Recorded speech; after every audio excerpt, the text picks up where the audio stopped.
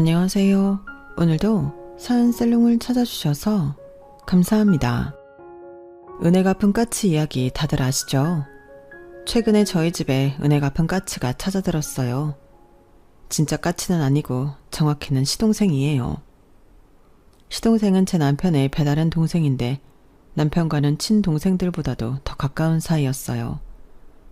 나이 차이가 많이 나서 그런지 마치 아빠와 아들 같은 사이였죠. 시동생은 태생 때문에 시댁에서 눈칫밥을 먹고 자랐는데 그런 시동생을 감싸준 유일한 사람이 바로 제 남편이었어요. 사람들은 흔히들 머리 검은 짐승은 돌보는 게 아니다 라고 하지만 그건 어디까지나 제 시동생과는 거리가 먼 이야기 같아요. 남편이 세상을 떠난 지금까지도 시동생은 저와 제 딸의 든든한 바람막이가 되어주고 있거든요. 그럼 지금부터 우리 모녀에게 찾아온 은혜 갚은 까치 이야기를 들려드릴게요. 저는 7년 전에 남편과 사별했어요. 남편과 저는 같은 대학, 같은 과 선후배 사이로 남편이 군복무 이후 제가 다니던 학년으로 복학을 하면서 만났어요. 남편과 저는 학번 차이가 좀 났기 때문에 이전까지는 서로 이름도 들어본 적 없는 사이였어요. 그런데 저희 과 조교님이 과대인 제게 남편이 잘 적응하게 도와주라고 부탁을 하셔서 뒤늦게 알게 된 거였죠. 처음엔 조교와 남편 관계를 의심했었어요. 혹시 사귀는 사이가 아닐까 하고요. 그렇잖아요. 다른 복학생들을 제쳐주고 딱 집어 남편 반 잘 돌봐주라고 부탁했다는 게 말이에요. 그런데 가만 보니까 조교한테는 남자친구가 따로 있더라고요. 그때부터 조금 혼란스럽기 시작했어요. 뭐야? 설마 전 남친? 군대 간 사이 고무신 거꾸로 신는 게 미안해서 나보고 잘 봐달라고 부탁한 거 아니야? 여러 정황을 끼워 맞춰 본 끝에 내린 결론이 이거였어요. 생각이 여기까지 미치다 보니 괜히 조교가 괘씸하고 상대적으로 남편이 불쌍해 보이더라고요. 그래서 제가 생각해도 좀 과할 정도로 잘해줬어요. 그런데 이런 제 행동이 남편한테 오해를 불러일으켰던 모양이에요. 제가 자기를 좋아한다고 말이죠. 아니 무슨 그런 오해를 해요. 내가 선배를 왜 좋아해요? 난 그저 안 됐으니까. 암튼 좋아하고 그런 거 아니니까 오해하지 마세요. 뭐야? 그럼 좋아하지도 않으면서 나한테 왜 그렇게 잘해준 건데? 그리고 내가 뭐가 안 됐다는 거야? 처음부터 대놓고 말할 생각은 없었는데 남편이 하도 집요하게 파고드는 바람에 결국 남편과 조교가 어떤 사이인지 안다고 말해버렸어요. 그랬더니 그 얘기를 다 들은 남편이 헛웃음을 짓더라고요. 그리고는 미친놈처럼 웃어댔어요. 야, 너 시나리오 쓰냐? 무슨 말도 안 되는 스토리를 그렇게 만들어. 조교 누나는 내 과외 선생이야. 나 고2 때부터 영수 과외해준 과외 선생. 누나랑 나랑 나이 차이가 얼만데 나 참 어이가 없어서. 제 오해에서 시작된 해프닝은 그렇게 어이없게 끝이 났고 그 후로도 남편은 저를 볼 때마다 문창가로 전가하라고 깐족대곤 했어요. 친하지만 만나면 견원지간처럼 으르렁대는 사이가 바로 남편과 저였어요. 같은 과 동기들은 이런 우리 두 사람을 톰과 제리라고 불렀는데 그 별명 탓인지 우리는 원하든 원치 않든 늘 붙어 다니게 되었죠.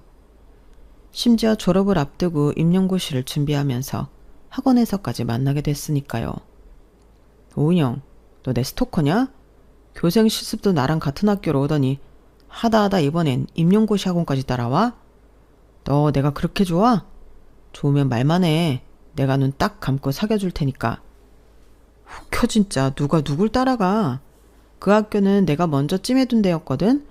그러는 선배야말로 나 쫓아온 거 아니야? 선배 사는 강남에도 학원 많은데 왜 강북까지 와서 이래? 난 그저 내가 사는 지역에 있는 학원에 등록했을 뿐이라고. 누가 누굴 따라왔다고 그래. 그리고 나에 대한 마음을 아직도 못 접은 모양인데 내가 넓은 아량으로 딴 건 다 줄 수 있는데 딱 하나 내 자신은 못 주겠거든. 선배한테 주기에 너무 아까워서 말이야. 암튼 한 번만 더 사귀던 소리 해봐. 그땐 가만 안 둘 줄 알아. 학교에서 하던 대로 우리는 학원에서도 얼굴을 마주칠 때마다 으르렁댔어요. 그러면서 서로 좋은 정보가 생기면 누구보다 먼저 공유하고 보고 싶은 영화가 개봉하면 같이 가서 보고 근처에 맛집이 생기면 둘이 같이 달려가곤 했어요. 어디까지나 취향이 비슷하고 따로 약속을 잡지 않아도 늘 근처에 있는 사람이라서 그랬던 거지만 다른 사람들 눈에는 그렇지 않았던 모양이에요. 사실 누가 봐도 우리 두 사람 관계가 좀 이상해 보이긴 했으니까요.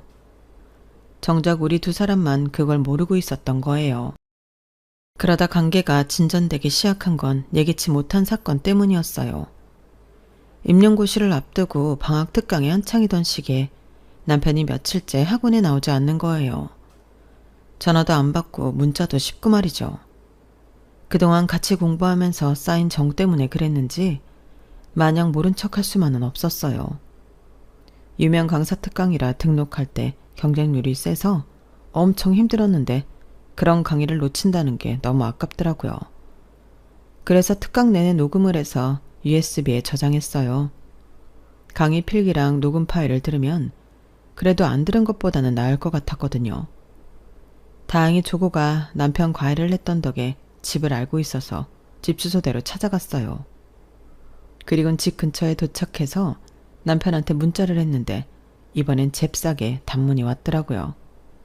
집으로 오지 말라고 근처 카페에서 기다리라고 말이죠. 그렇게 거의 일주일 만에 다시 만난 남편은 얼굴이 많이 안 됐더라고요. 그렇다고 어디가 아픈 사람 같지는 않은데 말이죠. 선배, 무슨 일 있어? 다른 것도 아니고 특강을 빼먹으면 어떡해. 전화도 안 받고 말이야. 내가 진짜 안 줄까 하다가 그동안 같이 공부한 의리로 녹음 파일이랑 노트 정리 가져와서. 고맙지? 그래, 눈물 나게 고맙다. 말은 그렇게 하는데 왠지 기운이 없어 보였어요. 그래서 일단 밥부터 먹여야겠다 싶어서 배고프다는 핑계를 대고 근처 식당으로 가자고 했어요. 그랬더니 바로 들어가 봐야 한다며 안 된다는 거 있죠? 야, 이거 너무한 거 아니야? 내가 그 귀한 자료를 들고 한강 다리를 건너서 여기까지 왔는데 밥 한 끼 같이 못 먹겠다는 거야? 선배, 완전 실망이야. 반은 진심이고 반은 장난인 것처럼 했단 말이었는데 남편이 그 말에 많이 미안했던가 봐요. 잠시 생각에 잠긴 듯 하더니 그러더군요. 실은 내가 애를 좀 봐야 돼. 잠든 거 보고 잠깐 나오긴 했는데 깨면 울 것 같아서 말이야. 난데없이 애를 봐야 한다는 말의 순간 남편을 의심했어요. 애 딸린 유부남이었던가 하고 말이죠. 그런데 얘기를 들어보니 그건 아니더라고요. 남들한테 말하기 창피한 얘기지만 우리 아빠가 그동안 여자 문제로 엄마를 많이 힘들게 하셨어. 그런데 얼마 전에 7살짜리 남자애를 집에 데리고 오신 거야. 아빠 아들이라고. 오래전에 잠깐 만나다 헤어진 여자라서 그동안 아빠는 애가 있는 것도 몰랐다더라고. 문제는 그분이 결혼을 하게 됐는데 남자 쪽에서 애는 못 키우겠다고 하나 봐. 거기다 내년에 학교에 가야 해서 호적 정리가 필요한 모양이야. 결국 아빠한테 연락했다더라고. 그 바람에 엄마랑 형, 누나 할 거 없이 다들 난리지 뭐. 당장 그 여자한테 애를 보내라고. 엄마는 애를 시설에다 보내라고 난리신데 어떻게 그러니? 애는 겁을 먹어서 하루 종일 울기만 하지. 형이랑 누나는 시끄럽게 온다고 난리치지. 할 수 없이 내가 방에서 데리고 있는데 애가 나한테 딱 달라붙어서 떨어질 생각을 안 해. 지도 않은 거지. 이 집에서 자기한테 위협적이지 않은 사람이 나밖에 없다는 걸. 시험이 코앞인데 나도 정말 미치겠다. 막장 드라마에서나 나올 법한 스토리에 입이 떡 벌어졌어요. 그러면서도 한편으로 남편이 달리 보이더라고요. 내가 남편 입장이라면 아빠의 내연녀 자식을 감싸기 힘들 것 같았거든요. 차라리 애를 데리고 학원에 놓으면 되겠네. 7살이면 말귀는 알아들을 거 아니야? 선배가 수업 들어갈 땐 내가 데리고 있으면 되니까 학원에 데리고 와. 애도 집에 있는 것보다 잠깐이라도 밖에 나와 있는 게 나을 수 있어. 남편은 저한테 미안해서 어떻게 그러냐고 거절을 했지만 저도 이번엔 순순히 물러나지 않았어요. 그랬더니 남편도 더는 사양 않고 알겠다고 하더군요. 이제 와서 말이지만 저도 제가 그때 왜 그렇게 완강하게 나갔었는지 모르겠어요. 따지고 보면 남편은 제 경쟁자기도 한데 말이에요.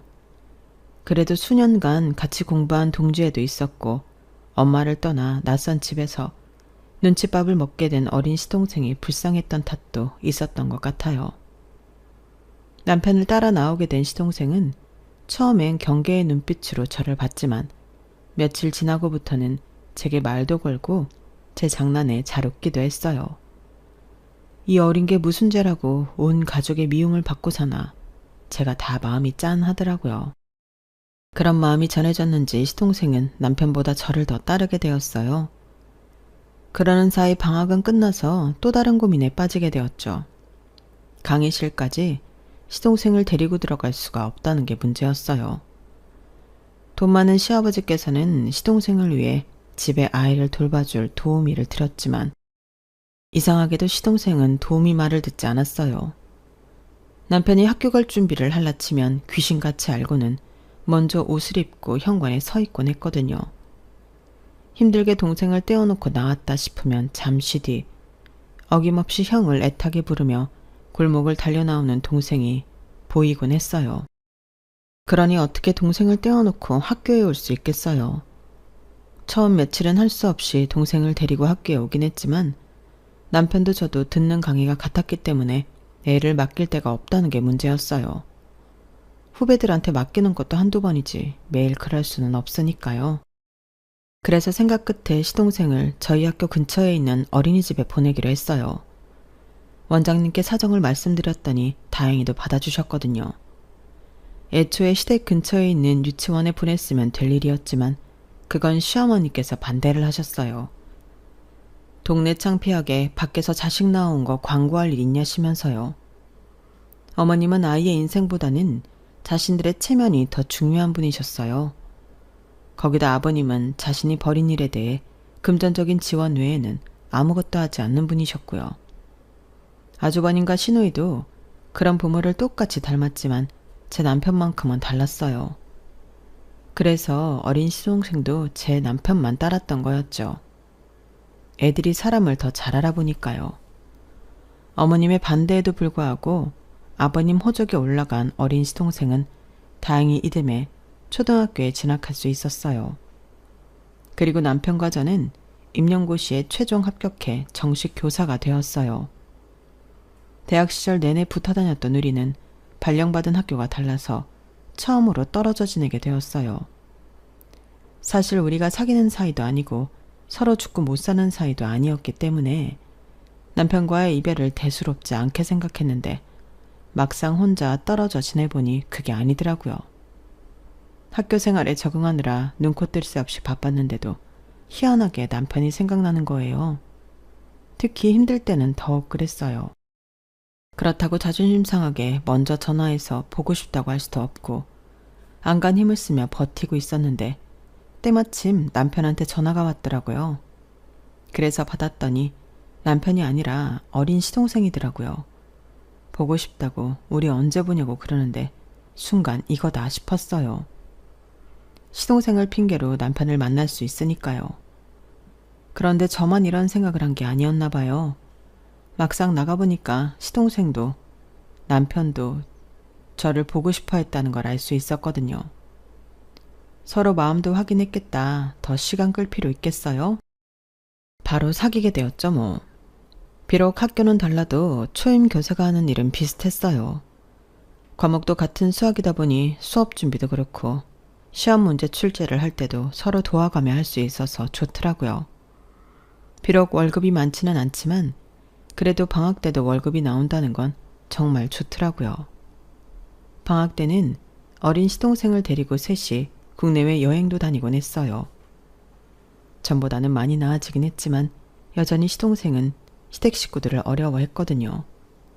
그래서 가능하면 우리가 데이트할 때 시동생을 데리고 다니곤 했죠. 2년 가까이 연애를 하던 우리는 그해 겨울에 결혼을 했어요. 방학 기간을 이용할 생각으로 일부러 그렇게 잡은 거였죠. 결혼 비수기라서 예식장도 쉽게 구할 수 있었고 눈치 안 보고 신혼여행을 길게 다녀올 수 있어서 최고의 선택이었다고 생각해요. 결혼하고 한동안은 우리 부부만 살았는데 얼마 지나지 않아 시동생을 데리고 살게 되었어요. 남편이 시댁을 나오자 시동생이 많이 힘들어했고 시어머니 구박도 더욱 심해졌었거든요.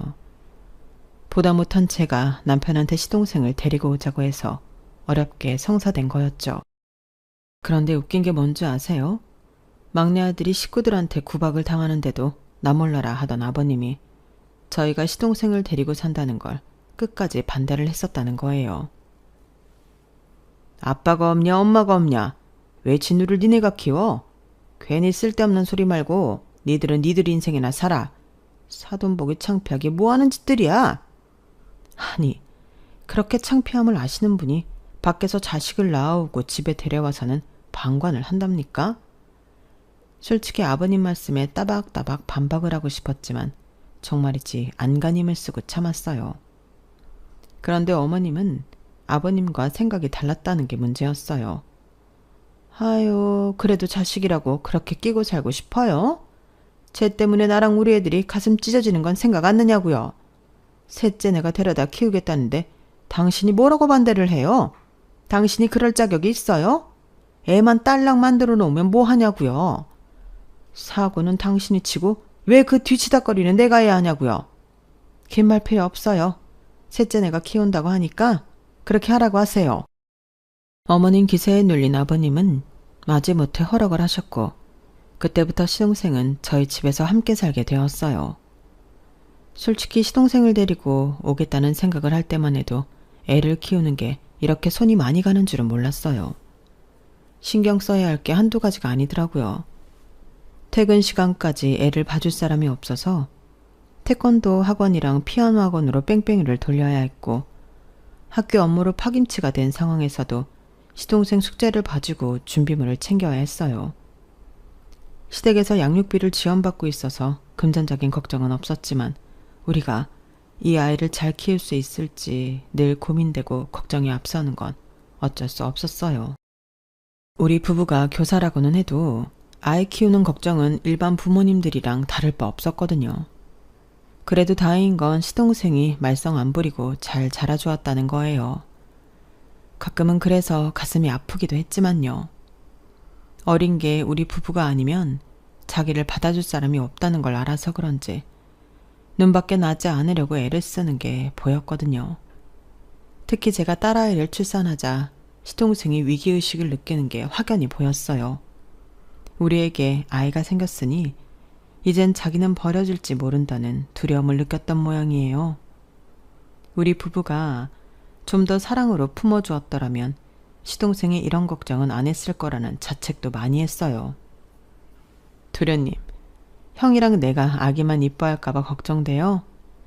제 말에 시동생은 시무룩한 표정으로 바닥만 바라볼 뿐 아무 말도 하지 않았어요. 에이, 그런 게 어딨어. 도련님은 도련님이고 딸은 딸인데. 다은이가 태어났다고 해서 도련님이 받을 사랑은 줄어든 게 아니에요. 마찬가지로 도련님이 있다고 해서 다은이가 받을 사랑이 줄어드는 것도 아니고요. 각자 자기 몫의 사랑은 그대로 받는 거니까요. 그러니까 아무 걱정 안 해도 돼요. 달라진 건 아무것도 없으니까. 그 말에 조금은 안심이 됐는지 시동생은 커다란 눈망울을 꿈뻑이며 그러더군요. 그럼 내가 다은이랑 놀아도 돼요? 내가 다은이 지켜주고 싶어요. 나는 다은이 삼촌이니까. 아직 10살도 안 된 아이가 조카를 지켜주겠다고 말하는데 그 모습이 어찌나 귀엽고 기특하던지 몰라요. 당연히 되죠. 삼촌이 조카를 안 지키면 누가 지켜요? 혹시라도 형이나 내가 잘못되면 우리 도련님이 우리 다은이 보호자가 돼줘야 해요. 알았죠? 그 말에 어린 시동생은 마치 일생일대의 임무를 부여받은 장군처럼 진지한 표정으로 고개를 끄덕였어요. 그리고 자신이 했던 말을 지키기라도 하듯이 고사리 손으로 저희 딸을 얼마나 애지중지 돌봐주었는지 몰라요. 딸아이도 어린 삼촌을 잘 따랐기 때문에 주변에서는 사이 좋은 남매라고 생각했어요. 우리 집에서는 말도 잘하고 활달한 시동생이었지만 시댁에 갈 때면 마치 도살장에 끌려가는 소처럼 침울해하곤 했어요. 세월이 흘렀어도 여전히 어머님한테 시동생은 남편의 부정을 일깨워주는 증거였으니까요. 더불어 아주버님과 시노이한테는 먼 훗날 유산을 나눠 가져야 할 불청객일 뿐이었고요.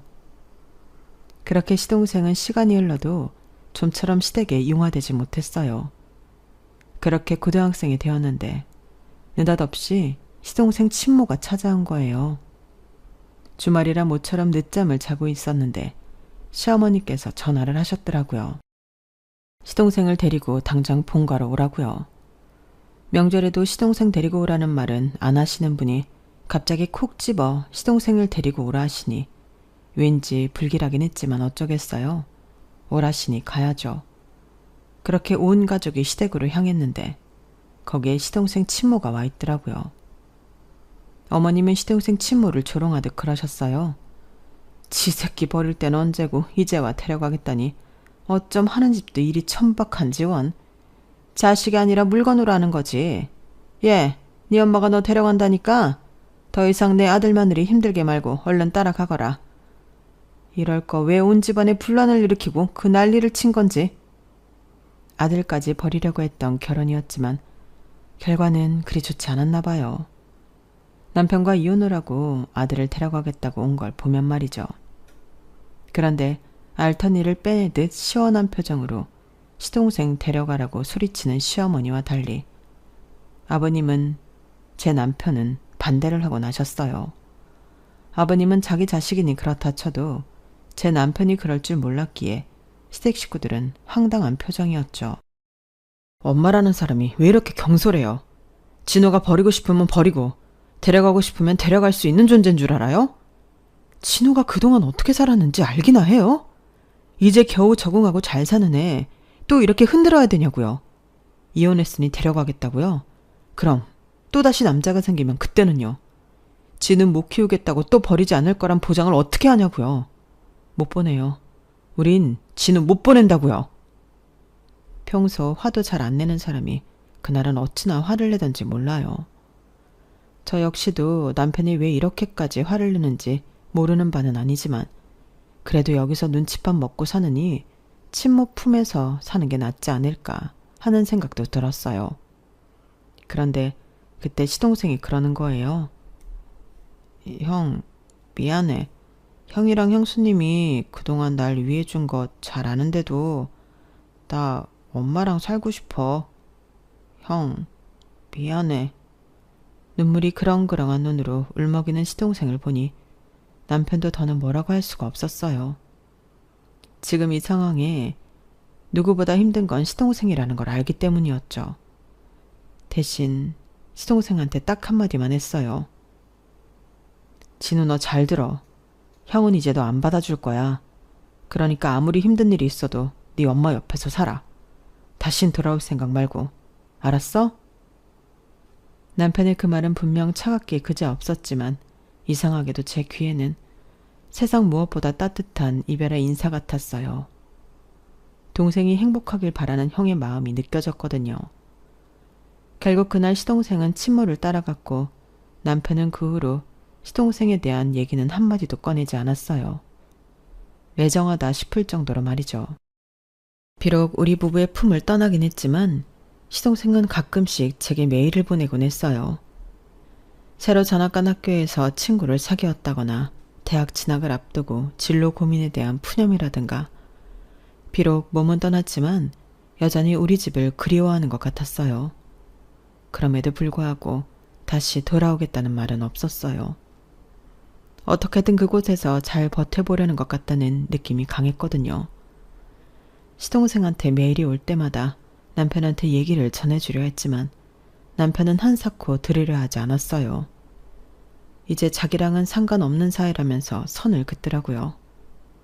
그런 남편을 보며 그간의 정을 어떻게 모자르듯 하루아침에 잘할 수 있나 싶어 참 매정한 사람이라 생각했는데 수년이 흐른 뒤에야 남편의 진심을 알게 됐지 뭐예요. 그것도 하필 남편의 장례식장에서 말이에요. 평소 지병도 없고 술이나 담배도 안 하는 사람이라서 남편이 이렇게 빨리 세상을 떠나게 될 줄은 몰랐어요. 평소처럼 퇴근해서 저녁까지 잘 먹고 씻겠다며 욕실에 들어간 사람이 1시간이 넘도록 나오지 않더라고요.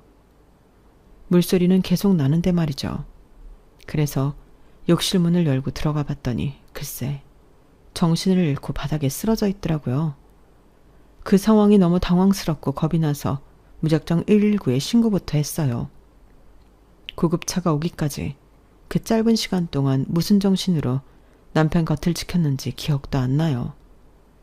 딸아이는 옆에서 울고 그 와중에도 저는 벌거벗은 남편한테 옷을 입혔던 기억뿐이에요. 사람들 앞에 남편의 알몸을 내보이면 안 된다는 생각해서 그랬던 것 같아요.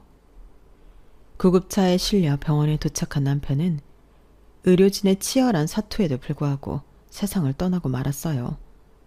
너무 늦게 발견된 탓이었죠. 남편의 장례식장은 아수라장 그 자체였어요. 제가 남편을 늦게 발견해 자식을 잃었다며 길길이 날뛰는 시어머니와 마치 저를 살인자 보듯 하는 아주버님과 시누이, 그리고 딱히 제 탓은 하지 않았지만 저랑 눈길도 마주치지 않고 싸늘한 심기를 드러내는 시아버지까지. 시댁 식구들 모두가 남편의 죽음을 제 탓으로 몰아가고 있었거든요. 어머님은 저랑 딸아이가 상주자리에 앉는 것조차 허락하지 않았어요. 남편 잡아먹은 년이 무슨 낯짝으로 이 자를 지켜. 너만 아니었으면 내 아들 안 죽었어. 네 년이 조금만 일찍 욕실문만 열어봤어도 내 아들이 이렇게는 안 됐다고. 내 아들 살려내라 이년아. 차라리 네가 죽고 내 아들 살려내. 시어머니는 제 멱살을 쥐고 고래고래 소리를 지르며 난리를 치셨어요. 그런 어머님을 말린 건 다름 아닌 시동생이었어요. 남편의 부고를 받고 달려온 시동생은 장례식 내내 저와 제 딸을 시댁 식구들로부터 보호해 주었어요. 오래전 남편과 제가 어린 시동생을 시댁 식구들로부터 막아주었던 것처럼 말이죠. 조문객도 돌아가고 시댁 식구들도 다들 방에 들어가 잠든 사이 그제야 남편 영정 앞에 앉을 수 있었던 제게 시동생이 그러더군요. 그날 엄마를 본가로 불러들인 사람이 형이었어요. 나중에 엄마가 그러는데 엄마가 이혼했다는 소식을 듣고 저랑 같이 살게 해주려고 형이 일부러 가족들 앞에서 화를 내면서 연기를 했다더라고요. 그래야 큰어머니가 더 저를 보내려고 안달을 할 거고 그러면 아버지도 더는 저를 붙잡을 수 없을 테니까요. 대학교 입학식 때 형이 찾아왔었어요. 비록 먼 발치에서 바라보다 가셨지만요. 형수님, 제가 아직은 힘이 없지만 형 대신 형수님이랑 다은이는 제가 꼭 지켜드릴게요. 그날 시동생은 아직 30도 안 된 앳된 청년의 모습이었지만 그 누구보다 저를 안심시켜 주었어요. 그 후로도 시동생은 수시로 저희 집에 드나들며 집안 곳곳에 남자 손이 필요한 부분을 남편 대신 처리해 주었어요. 남편이 죽고 저희 집과 연을 끊은 시댁 식구들은 그런 사실을 몰랐겠지만요. 남편이 세상을 떠나고 6번째 기일을 지내는 사이 시동생은 결혼을 했어요. 동서는 저와 나이 차이는 많이 났지만 워낙 부침성이 있고 착해서 금세 친동생처럼 허물없이 지낼 수 있었어요. 처음에 시동생이 결혼할 사람이라고 집에 데려왔을 때 변호사라는 직업을 듣고는 콧대도 높고 자기 잘난 맛에 사는 사람이 아닐까 걱정했는데 막상 어울려보니 소탈하고 인간적인 사람이더라고요. 알고 보니 저소득층을 위해 무료 변호도 해주고 시설의 봉사활동도 정기적으로 하고 있더라고요. 변호사가 된 것도 가난한 사람들한테 힘이 돼주고 싶어였다고 하니 말 다 했죠. 실은 저희 아빠가 오래전에 누명을 쓴 적이 있어요. 다른 사람도 아니고 어릴 때부터 한 동네에서 나고 자란 친구인데요. 아빠는 친구와 함께 친구 부친이 하는 회사에서 일을 하셨었는데 아들 친구라는 명목하에 주말에도 집에 불러서 정원 관리부터 허드렛 일까지 다 시키셨어요. 친구 아버지기도 해서 불평 한 번 없이 다 해드렸는데 결국엔 뒤통수를 맞았지 뭐예요.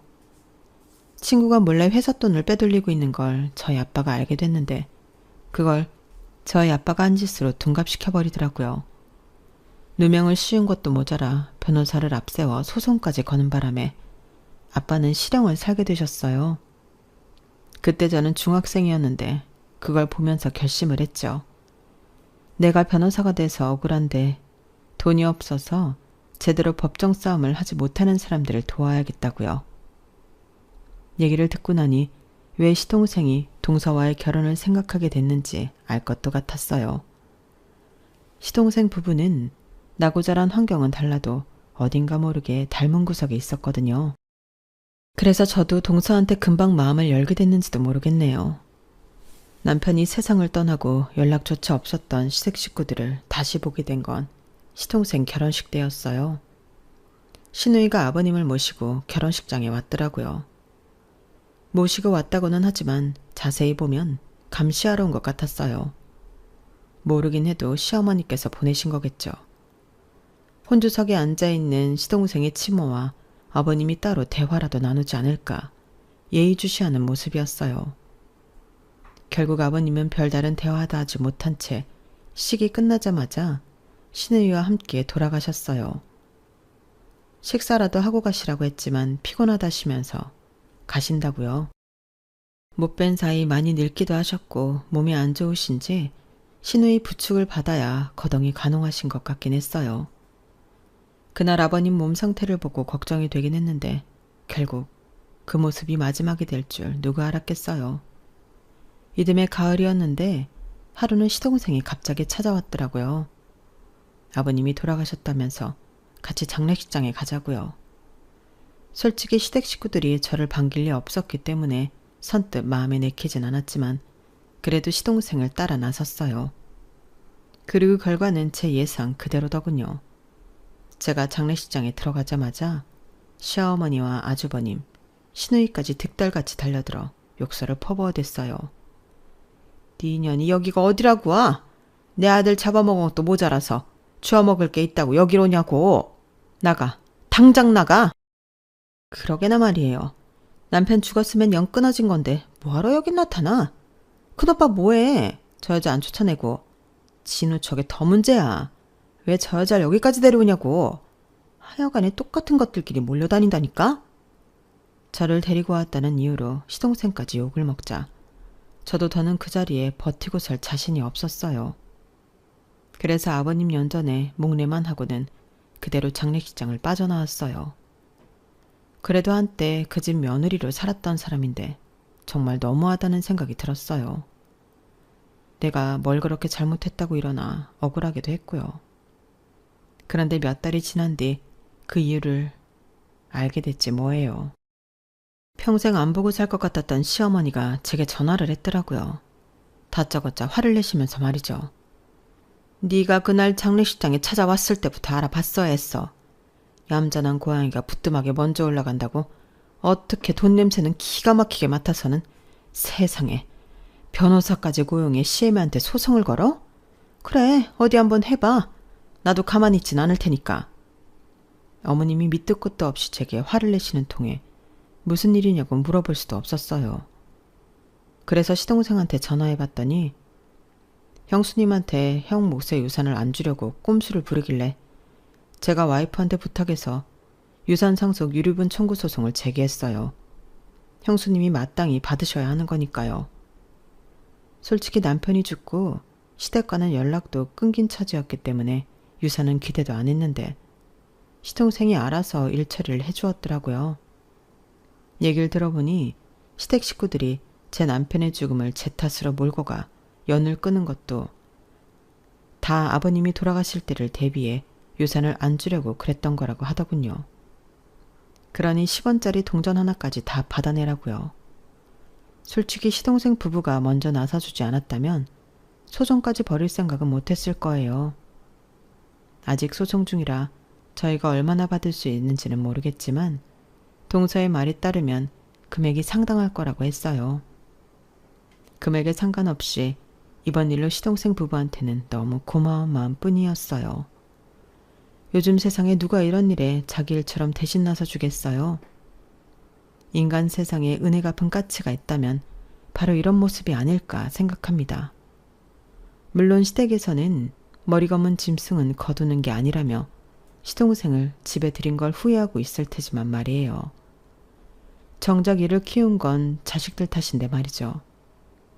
시댁에서 저를 남편 잡아먹은 년으로 몰지 않았다면 굳이 소송까지 가지도 않았을 거고 남편 몫의 유산을 다 주지 않아도 뭐라고 하지 않았을 테니까요. 이래서 심보를 곱게 써야 한다고 하는 모양입니다. 생각지도 못했던 유산을 받게 되면서 시동생 내외한테 크게 한턱 쏴야겠어요. 동서한테 소송 비용도 후하게 쳐주고 말이죠. 오는 게 있으면 가는 것도 있어야 하니까요. 그게 아무리 가족간이라도 말이에요. 지금까지 제 사연을 들어주셔서 감사합니다. 저와 우리 가족의 앞길 응원해주세요. 여러분도 건강하시고 꽃길만 걸으시고요. 여러분, 사연 댓글에 응원과 현명한 조언 부탁드려요. 좋아요와 구독은 저에게 큰 힘이 됩니다.